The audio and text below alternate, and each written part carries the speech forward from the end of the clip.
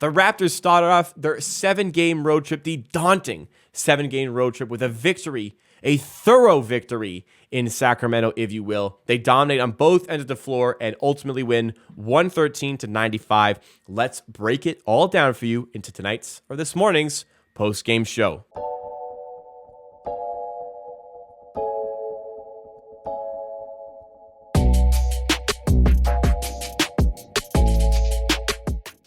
What's going on, everybody? We're back. We're doing the streams again. Off the last 2 games, I was in Las Vegas enjoying a nice little vacation, but we're back, and we had a lot of fun with this one. I recognize the bigger picture on the season. You know, is it better to lose games? But ultimately, win or lose, I want to see a good performance, and we may have seen close to, if not the best Raptors performance of the season. The way they controlled this game from start to finish, the way they controlled the game on defense, the way they controlled the game on offense. Everybody's showing up and doing their job, performing a role for this team. So pleasing on the eye. So much fun to watch this one. If you guys have enjoyed the content, I want to remind you, please make sure you like it along the way. It does go a long way to supporting the channel. Helps us get some more recommended pages. And for a watch party or in a post-game show like this for every Raptors game, please make sure you are subscribed to Amateur Hour as well. Join the Amateur Hour Army today. All right. On offense, the ball movement, which usually we see it in spells, the ball movement. We'll have periods of the game, like we'll have a first half where the ball is moving, everything is so sharp, and then it'll get to the second half, and things will really deviate away from that. And maybe especially in the fourth quarter, because in this one in particular, the Raptors have not held leads well this season, and in particular, the Kings were on a big run, but the Raptors kept the patience and kept finding ways to score, kept finding ways to keep the Sacramento Kings at bay. The lead got up to 20 points. The Kings, the closest they got was 12 points. The Raptors continued to hit the big shots when they needed to and continued to make the big plays on both ends of the floor when they needed to. The Sacramento Kings, in 7 of 9 games coming into tonight, had scored 130 or more. They average over 120 points per game. The Raptors hold them to 95 points.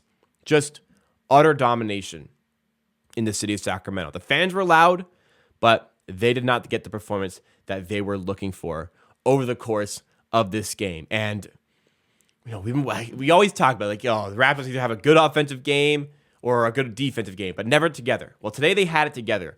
And when it comes to the core players in this team, you never have all of them play well. Well, I think you got that today as well. Pascal Siakam had a rough first half, shooting 2 of 8, but exploded, especially in that third quarter. Got out to 26 points, 11 rebounds, 7 assists, 2 blocks, 2 steals. What a game. 3-ball wasn't falling, but man, he looked great out there. Fred VanVleet, another excellent game from him. The 3-ball wasn't falling as it was in the last 4 games, but a lot of other stuff was going his way. 7 for 16 from the field with 17 points, 5 assists, 4 rebounds, 4 steals, 2 blocks, and just controlled the offense, was moving the ball exceptionally well.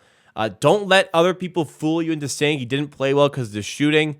Don't let people try to fixate on one thing. Fred was great today, and Fred moved the ball extremely well today.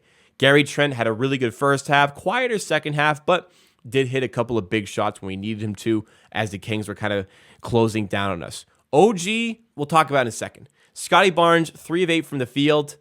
This was an excellent game by Scotty Barnes. I know the stats aren't going to be there, but watching this guy play, the way he was moving the ball, 7 points, 10 assists, that shows you. 10 assists, 1 turnover.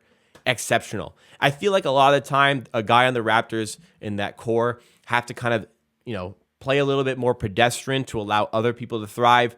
Scotty Barnes did that today, did so exceptionally. Listen, that nothing was forced here. What else? Another thing I don't want is you to go, wow, if Fred's taking 16 and Scotty's taking 8, shouldn't we be prioritizing Scotty Barnes the ball? Nothing was out of rhythm for Fred. Nothing was out of rhythm for Scotty Barnes. We played in rhythm. Scotty Barnes had the passing touch, was setting up other guys. That was helping us win. Don't need to force up anything extra. We played in rhythm, played a great game. Shout out the bench as well. Chris Boucher, especially in the first half, was just one of his better games of the season. He's had some bad games, but today was not 3 blocks, 16 points, 6 rebounds, 2 offensive rebounds, 7 for 11 from the field. And shout out Precious Achiuwa. Man, when this guy is dialed in, how important of a player he can be for this team going forward. Don't want him to be going anywhere at the deadline. 19 points, 5 rebounds, and 9 for 12 shooting. The turnover is still a problem. His handles still aren't tight, but 9 for 12. Man, oh man, Precious Achiuwa. Now we go back to OG Anunoby here. 4 for 9, 3 for 6 from 3. 11 points, 3 rebounds, 2 assists, 2 steals, 1 block. Like, we know how good OG is. Where there is problems with me for OG, I love the player. He's an outstanding 3-and-D player, but that's just the thing. He does not want to be a 3-and-D player. He is, but he wants to be more. It's just very telling watching him play. He's not a ball handler who can create his own shot. All he really has to go to with the ball in his hands, he drives to the rim. If you cut him off, his handle's not tight enough to get by you. He has to turn his back to you. And from there, it's just a spin, fadeaway shot. It's inefficient. It's just he wants to do more, but he just needs to recognize what he is. And that's not a problem. That's not a knock against him. I just want to see him play to his strengths. And I've said this many times, I believe less is more when it comes to OG Anunoby. And the rumors have been swarming recently that he's dissatisfied with his role in Toronto still. And he had a great game. And I'm not saying he didn't have a great, he had a fine game. Plus 24, 11 points, playing good defense, 31 minutes here. He was good in this game. But there's dissatisfaction because he wants to do more. Is that a contract thing because he's underpaid? Maybe. Is it just self-belief? Maybe. And I think that's fine.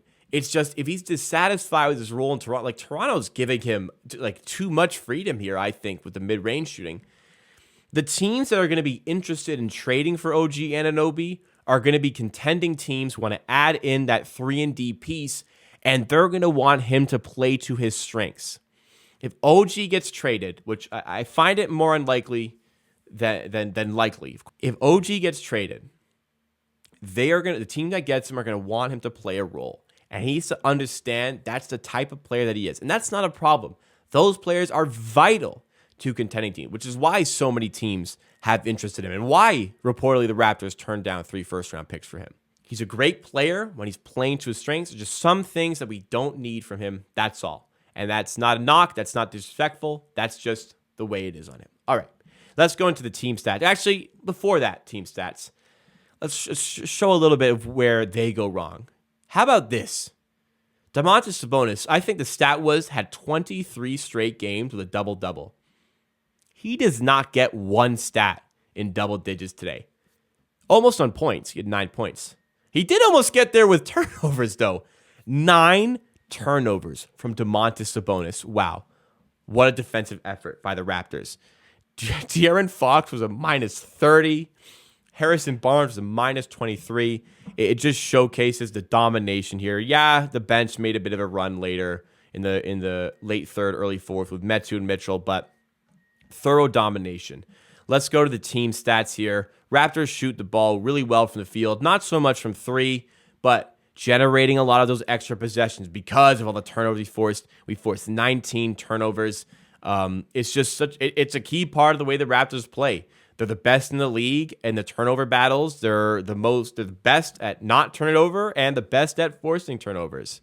So that's a big part of the game. And it also helps when, you also shoot 50% from the field. The 3 ball didn't quite fall as we wanted it to. Siakam took a bunch. Fred took a bunch that weren't falling. But I felt like today was a game where from start to finish, everything was in rhythm. The way the Raptors moved the basketball, the way they created opportunities for other players, it was selfless. Everybody was feeding their fellow teammates, getting good looks, looking for the better shot if somebody else has it.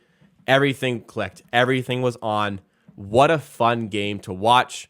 It once again provides you with the glimpse of what this team can clearly be. Sure, there are certain games where you're gonna have a good game and a team is a bad game, but this is a good Sacramento team. They're 3rd in the West. This is a good team we played against, and we made them look bad, terrible. This is just another game that shows us a glimpse of what they can be. The problem is, it's the consistency.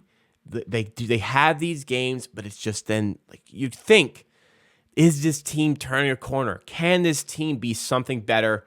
And they show you later on that it's just not there. And that I just have the belief that that is what it's going to happen now. It's a tough 7-game road trip. You knock down the first one, some more tough games ahead. And I recognize the bigger picture that losses might be better. But what I'm looking for is I'm looking for good basketball. I'm looking for this team to play good basketball, for the better, for the worse. That is what we got here today. And it was very much for the better. It showed the glimpse of what we can be, but it has not been consistent enough. And that is why the Raptors are in the hole that they are currently occupying. That being said, a fun game to watch from a fan's perspective, a lot to like. And it's just, we're still eager to see what the plans are going to be at the deadline. But hey, anybody we're going to move, they probably up their trade value tonight.